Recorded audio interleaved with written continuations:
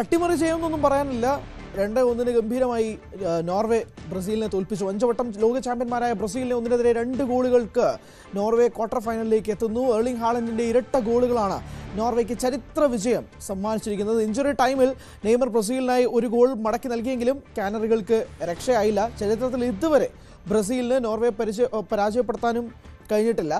പുറത്താകലിന് പിന്നാലെ നെയ്മർ വിരമിക്കൽ പ്രഖ്യാപനവും നടത്തുകയും ചെയ്തു. എൽദോ ഉണ്ട് വിശദാംശങ്ങളുമായി. എൽദോ, 90-ന് ശേഷം അങ്ങനെ ക്വാർട്ടർ കാണാതെ ബ്രസീൽ പുറത്തേക്ക് പോകുന്നു. വൈക്കിങ്സിന്റെ പ്രകടനം എങ്ങനെ വിലയിരുത്തണം? അതോടൊപ്പം തന്നെ നെയ്മർ വിരമിക്കുന്നു. എന്താണ് സാഹചര്യം? ഫുട്ബോളിന്റെ ചരിത്രം നോക്കുകയാണെങ്കിൽ ഇത് അട്ടിമറി തന്നെയാണ് ഹരി. 98-ലാണ് ഏറ്റവും ഒടുവിൽ നോർവേ ലോകകപ്പ് കളിക്കുന്നത്. 98-ന് ശേഷം ആദ്യമായി ലോകകപ്പിലെത്തുന്ന ഒരു ടീമാണ് നോർവേ. ബ്രസീൽ തുടർച്ചയായി ലോകകപ്പ് കളിക്കുന്ന സംഘവും. അങ്ങനെ ലോകകപ്പിൽ 6ാം കിരീടം ലക്ഷ്യമിടുന്ന മുൻ ലോക ചാമ്പ്യന്മാരെ വളരെ ക്ലിനിക്കലായിട്ടുള്ള മത്സരം കൊണ്ട് അക്ഷരാർത്ഥത്തിൽ പ്രൊഫഷണലായി തന്നെ നേരിട്ടാണ് നോർവേ ആ മത്സരം ജയിച്ചത്. എർലിംഗ് ഹാലൻഡ് എന്ന ഗോൾ മെഷീൻ നോർവേക്ക് ആ ബ്രസീലിനെതിരായിട്ടുള്ള അപരാജിത കുതിപ്പിനുള്ള സാഹചര്യം ഒരുക്കുകയായിരുന്നു. ഇപ്പോഴും നോർവേ ബ്രസീലിന് മുന്നിൽ കടുകട്ടിയാണ്. ബ്രസീലിന് നോർവേ മറികടക്കാൻ കഴിയുന്നില്ല. 98 ലോകകപ്പിൽ അന്ന് 2-1 തോറ്റു. ഇക്കുറിയും 2-1 ബ്രസീൽ തോൽക്കുന്നു. അന്ന് ബെബറ്റോയാണ് ബ്രസീലിന് വേണ്ടി ഗോൾ സ്കോർ ചെയ്തതെങ്കിൽ ഇന്ന് ഇതാ സൂപ്പർ താരം നെയ്മർ ബ്രസീലിന് വേണ്ടി പെനാൽറ്റിയിലൂടെ ഗോൾ നേടുന്നു. അസാധ്യമായിട്ടുള്ള മത്സരമാണ് നോർവേ കാഴ്ചവെച്ചത്. പ്രത്യേകിച്ചും എർലിംഗ് ഹാലൻഡ് മാത്രമല്ല അവരുടെ ഗോൾ കീപ്പർ ബ്രസീലിന്റെ ഒരുപാട് അവസരങ്ങൾ തട്ടിയകറ്റുന്നതിൽ വല്ലാത്ത മിടുക്ക് കാണിച്ചു നോർവേയുടെ ഗോൾ കീപ്പർ എന്നുള്ളതും എടുത്തു പറയണം. പക്ഷേ അപ്പോൾ തന്നെ ആക്രമണങ്ങളുടെയും ബോൾ പൊസഷന്റെയും പന്ത് കൃത്യമായി കയ്യിൽ വെച്ചുകൊണ്ട് പന്തിനെ നിയന്ത്രിച്ചുകൊണ്ടുള്ള ഒരു മത്സരമാണ് നോർവേ പുറത്തെടുത്തത്. അതിനുള്ള മറുപടി ബ്രസീലിനുണ്ടായിരുന്നില്ല എന്നുള്ളതാണ് പ്രധാനപ്പെട്ട കാര്യം. ബ്രസീൽ പരമാവധി ആഗ്രഹിച്ചു, പക്ഷേ നോർവേ ഒരു തരത്തിലും അതിനുള്ള അവസരം നൽകിയില്ല എന്നാണ് പ്രധാനപ്പെട്ട കാര്യം. നോർവേ ബ്രസീൽ മത്സരത്തിന് മുമ്പ് തന്നെ എവരുടെ ആകാംക്ഷയിൽ ഈ സ്കോർ കാർഡ് ഉണ്ടായിരുന്നു. കാരണം നോർവേ ഈ ടൂർണമെന്റിൽ പ്രകടമാക്കുന്ന മികവ് അത് ഗംഭീരമാണ്. പ്രത്യേകിച്ച് എർലിംഗ് ഹാലൻഡ് എന്ന അവരുടെ ഗോൾ സ്കോറർ 7 ഗോളുകളുമായിട്ടാണ് ഇപ്പോൾ ലയണൽ മെസ്സിക്കും ഒപ്പം കിലിയൻ എംബാപ്പയ്ക്കും ഒപ്പം ഗോൾ വേട്ടക്കാരുടെ പട്ടികയിൽ ഗോൾഡൻ ബൂട്ട് പട്ടികയിൽ 1ാം സ്ഥാനത്ത് എർലിംഗ് ഹാലൻഡ് നിൽക്കുന്നത്. അങ്ങനെ എർലിംഗ് ഹാലൻഡിന്റെ മികവിലാണ് നോർവേ ഗോൾ സ്കോർ ചെയ്യുന്നത്. ആദ്യ ഗോൾ എത്തുന്നത് 79ാമത്തെ മിനിറ്റിലാണ്. 79ാമത്തെ മിനിറ്റ് വരെ ഈ മത്സരത്തെ എത്തിച്ചത് ഒരുപക്ഷെ 2 ഗോൾ കീപ്പർമാരാണ് എന്ന് വേണം പറയാൻ. എന്തായാലും 79ാമത്തെ മിനിറ്റിൽ ഒരു മനോഹര ഹെഡറിലൂടെ എർലിംഗ് ഹാലൻഡ് മത്സരത്തിൽ ആദ്യ ഗോൾ കണ്ടെത്തുകയാണ്.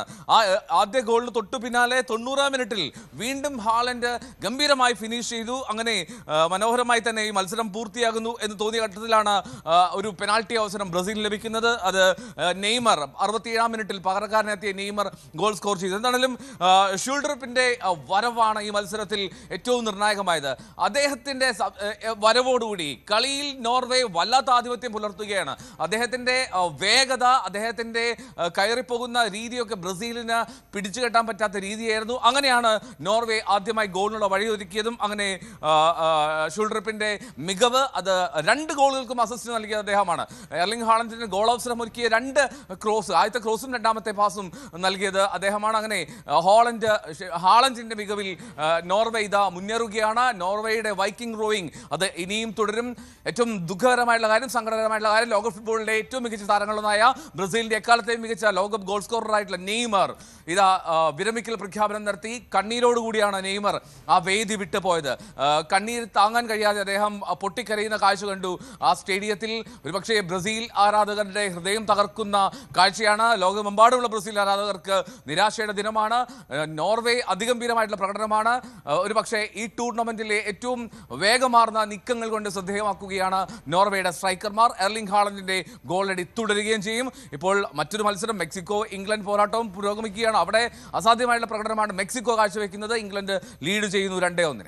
യെസ്, അത് തന്നെയാണ് സാഹചര്യം. 2ാമത്തെ മത്സരം ഇംഗ്ലണ്ട് മെക്സിക്കോ തമ്മിലുള്ള കളി ഇങ്ങനെ 2-1 പോവുകയാണ്. ബ്രസീൽ തോറ്റതിന് സത്യം പറഞ്ഞാൽ ഒരു പ്രേക്ഷകൻ എന്ന രീതിയിൽ എനിക്ക് സന്തോഷമുണ്ട്. കാരണം നല്ല ടഫ് ടീമാണ്. പക്ഷേ ഹാലൻഡ് ഗോൾ അടിച്ചത് അവിടെ ആരൊക്കെയാണ് സാക്ഷി നിർത്തിയത്? അപ്പുറത്ത് നെയ്മർ ഉണ്ടായിരുന്നു, അവിടെ വിനീഷ്യസ് ജൂനിയർ ഉണ്ടായിരുന്നു, എൻട്രിക്ക് വന്നിരുന്നൊരു സാഹചര്യം സബ്ബായിട്ട്. അപ്പോൾ ഇവരെയൊക്കെ സാക്ഷി നിർത്തിക്കൊണ്ടാണ് ഗോൾ അടിപ്പിക്കാൻ കഴിയാതെ ഹാലൻഡ് 2 ഗോൾ അടിക്കുന്നത്. അപ്പോൾ അധികം സന്തോഷിക്കുന്നില്ല. കാരണം മെക്സിക്കോ ഇംഗ്ലണ്ട് മത്സരം 2-1 ലീഡ് ചെയ്യാണ്. ഇംഗ്ലണ്ട് ജയിക്കണമെന്ന് അതിയായ ആഗ്രഹമുണ്ട്.